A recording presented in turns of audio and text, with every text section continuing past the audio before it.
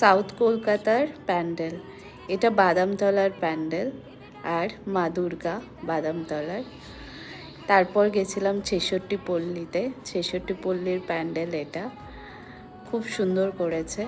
ভিতরটাও এরকম মা প্যান্ডল সব কিছু দিয়ে করেছে। এটা মা দুর্গা, খুব সুন্দর লাগছে। তারপরে দেখো ভিড়টা, চেতলাতে এসছিলাম, বেনারস মন্দির করেছে, খুব সুন্দর করেছে, মানে ভীষণ সুন্দর করেছে। জলটাও ইভেন সত্যিকারের জল, ভীষণ সুন্দরভাবে প্রেজেন্ট করেছে, খুব সুন্দর লেগেছে এই প্যান্ডেলটা।